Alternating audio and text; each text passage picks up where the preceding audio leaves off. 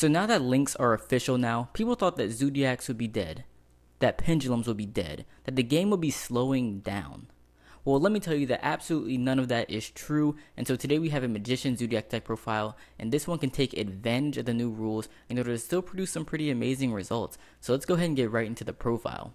So first we have 3 Skullcrobat Joker and 3 Wisdom Eye. This is pretty standard in any Magician deck still. But the first change that we made to the previous build is that we cut Double Iris down from 3 to 2. And the reason for that is that none of the Magicians are necessarily good in multiples, and so we ultimately cut the 3rd Double Iris for a 3rd Duelist Alliance to add a little bit more versatility to the deck. But it's still okay to play 3 if you play 3. It's still, like, if you were gonna play 3 of any Magician, Double Iris is the one to play 3 of because it does allow you to search your Pendulum Graph cards, and both of those are very, very strong. Next we have 2 Harmonizing Magician, and Harmonizing Magician is so much more important than Link format because now that you can't special summon as many from the extra deck, it becomes more important to special summon from your hand and your main deck, and this is your main way of special summoning your Magicians from the main deck. And so even though you can maybe pendulum summon 1 from your extra deck, maybe 1 from your hand and then Harmonizing Magician, that's still going to allow you to make 2 extra deck monsters. So Harmonizing Magician is extremely integral to extending your plays. And then same as always, 2 Black Fang Magicians and 2 Purple Poison Magicians. However, at Nationals, we did play 3 Purple Poisons instead of the Oath Dragon, but now that links are in effect, we have to special summon from our hand more often, so Oath Dragon becomes a little bit more important than it was before. However, Purple Poison is still extremely powerful, and that's also a card that I could see being played at 3. Next we have 1 Performapal Odd Eyes Minotaurus, and this has a lot of synergy with the deck because it's a searchable high scale from your Zodiac engine, but it's also a level 4 unlike Performapal King Bear. It's also dark, which has synergy with the Lure of Darkness, and so Minotaurus actually comes up a lot. You search this all the time on your Zodiac cards. It's a great addition to the deck. Next we have 1 Performapal Pendulum Sorcerer, and this was a really good tech card for us because it really serves multiple purposes in that it allows Duelist Alliance to search a low scale, whereas before you could only search Double Iris, which was a high scale. So now it gives you a little more versatility, but then also it gives you another way to trigger your Magicians on your first turn when you normally couldn't, because most of them have battle phase effects. Since you can't really do anything in your battle phase, they're dead on the first turn, but Sorcerer gives you a way of triggering them without having to make a Tornado Dragon, because sometimes you want to make something different. Sometimes you want to make a Time Star or a Synchro, and so Sorcerer gives you the ability to do that while still triggering your Magician's effects. For the Zodiac engine, we have 2 Rat Peers, 1 Ram Ram, and 1 Thoroughblade. The Rats and the Ram Ram are definitely necessary, but the reason we chose Thoroughblade over Whiptail was because we wanted to solve the problem of having multiple Zodiac cards. So even if we cut Thoroughblade, we have 6 Zoos, we have the 2 Rats, Ram Ram, and 3 Barrages, but it's never good to have multiples of any of those, or except for maybe like Rat Barrage, which is okay. But we wanted to solve the problem of having multiples, and of course, playing another Zodiac card does add to that problem, but in doing that, you turn those barrages as well as the Thoroughblade itself into something that deals with that problem and allows you to draw into your deck, possibly into your other combo pieces. And so Thoroughblade was a very welcome addition to the deck. And the final monster you play is 1 Max C. For the spell cards, you play 3 Duelist Alliance, and as I mentioned before, we cut the 3rd Double Iris for Duelist Alliance because again, it gives you so much versatility, and it's a little bit better in multiples than Double Iris in my opinion, because if you open multiple Double Iris, like, you don't have your scales. Like, you still have to have other scales in order to do anything, and at best it's just an extra monster. But if you open 2 Duelist Alliance, you can search Pendulum Call and then discard the other one to have set scales. And then at worst, Duelist Alliance can always just be Double Iris because you can just search it. Then next we have 1 Star Pendulum Graph and 1 Pendulum Call. Both are searchable by Duelist Alliance. So now that you can't special summon as many cards from your extra deck, I am considering upping Pendulum Call, but I still haven't really needed it in that many games, but it's definitely an option. It's something that I've been considering. Next we have 3 Zodiac Barrage. That's pretty self-explanatory. So next we play 3 Allure of Darknesses for maximum consistency, because all of your plays require multiple cards, and you can't really afford to brick, and so we wanted every single card in this deck to solve a specific problem. But rather than using multiple cards for everything, this helps us just draw into our necessary outs. And it's very similar thinking went into Thoroughblade, except for Thoroughblade also solves the issue of having multiple Zodiacs.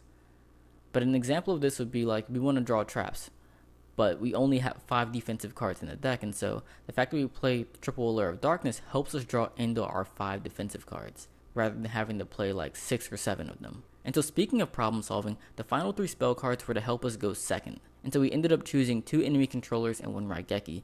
Other options were of course hand traps like Ghost Dash, Ghost Ogre, Then we could have played Kaijus, we could have played Dark Holes, but ultimately we ended up choosing the Raigeki and the enemy controllers because, well, Raigeki is pretty self-explanatory because it's just really, really strong, one-sided board wipe, but enemy controller was really good because it allowed us to clear multiple monsters. And so if your opponent playing Zoodiacs has their best optimum board, it's going to be Trident and then either a Daigusto Emerald or a Tornado Dragon. But with this, you can normal summon Joker, and they're probably going to Trident. I think you Trident the Joker because if not, you just attack over it. And so if they do Trident the Joker, you can use enemy controller and just take their you can take their Trident for one and then make Zoodiac plays, or you can take their Tornado Dragon, hit another one of their back rows. You can take an Emerald and shuffle your cards back later in the turn. So it's just really powerful because it deals with the Trident sometimes, but then it also deals with whatever else they have. But then another really cool thing that it does is it allows Joker to play around Barrier. And so the one huge problem in this deck is Dimensional Barrier, and the fact that you can normal summon Joker, and the worst time for them to use Barrier was when you normal summon the Joker. But this allows your Joker to play around that because you can normal summon Joker, they'll chain Dimensional Barrier, then you can chain Enemy Controller, attributing Joker as a cost. And now that Joker is no longer on the field, the effect can resolve properly. And then finally for the trap cards, we only played 3-dimensional barriers and then 1-time Pendulum Graph. For the side deck, we really focused on going second. We felt that this deck was one of the best decks going first, but it was just so hard going second in multiple matchups, and so we've really focused most of the side deck on that. So first we have 3 Ghost Dash for a lot of Rogue decks and True Dracos, pure True Dracos that is. Then we have 3 Flying Seas for Zodiacs. So next we have the MVP of the side deck, and that is Psyframe Epsilon. Psyframe Epsilon solves all of this deck's major problems. 1 going second, 2 going second versus Barrier, and Anti-Spell. Because this is a card that will allow you to answer both of those cards. And so what Epsilon does is that on either player's turn, when your opponent activates a trap card while you control no monsters, you special summon Epsilon and Gamma from your hand, deck, or graveyard, and then you can negate that trap card and then banish it. So what will happen in most cases is in your standby phase, they're going to activate an anti-spell. So of course you won't have any monsters in your first standby phase. And so you can activate Epsilon, you can go ahead and banish their anti-spell, and then they have to Trident either the Epsilon or the Gamma. If they don't, you just make Stardust Dragon, and then they can't destroy any of your other cards with Trident. And so it really puts them in a tough position if they don't have to Trident at all. Stardust Dragon is still a pretty good choice. You can make Ignister to clear their board or Omega to destroy their hand.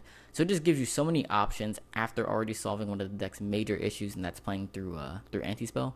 And then Barrier is the same thing, to where you just set your scales.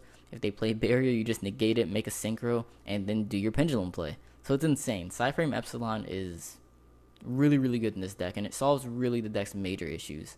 Next we have 2 Cosmic Cyclones, because again, we want as many cards as possible to answer Anti-Spell, because that card is it's really auto win. Like, your only other out is to just make a Trident and pop it, but if they have Trident and that, then you just can't do anything. You just lose immediately. And so we want to have as many outs as possible.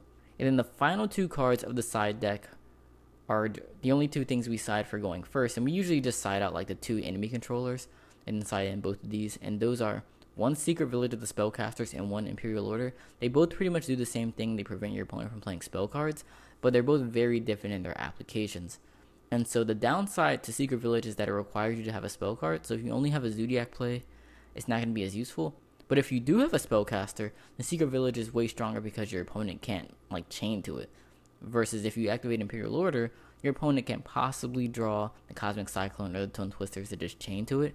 Or they could be playing Epsilon too, and then you're just kind of fucked at that point. But both of these are really good going first, and if they go unanswered, you're probably going to win that game. For the extra deck, it's pretty standard. We have 1 Decode Talker, 1 Mrs. Radiant. These are the only Link monsters we play. Decode Talker doesn't come up as much, but it is possible to make, and so you do just want to have that option. But Mrs. Radiant is what you make in most cases, and it's really one of the best things about playing Zodiacs, because with the new Master Rule, you can only Pendulum Summon 1 card from your extra deck at a time. But if you make Mrs. Radiant, now you can Pendulum Summon 2 from your extra deck, and it really allows you to extend your plays. For the Synchros, we play 1 Ignister, 1 Omega, and then 1 Stardust Dragon. For the Xyz monsters, 2 Time Stars, 1 Tornado, 1 Emerald, 1 Hammer Kong, Tiger Mortar, Broad Bull, Shakanai, and Double Trident. The Zodiacs are pretty standard. Of course, you can't play as many as I would like, but you kind of have to make space with what you have. I mean, you have to play the cards before the Zodiacs, so you have to have at least Mrs. Radiant. You have to have those 3 Synchros, Double Time Star, Tornado, Emerald. And so after that, you just sort of fit in whatever Zodiac cards you can fit in. I mean, double Trident's probably the most important thing, because you at least want to be able to make Trident, right? But then after that, what you play isn't super important. But that's it, guys. Let me know what you think about this Magician Zodiac deck profile. If you enjoyed this video, please like this, subscribe to the channel, leave some comments down below. I appreciate all of your support, and I will see you in the next video. Those cerulean tides that fire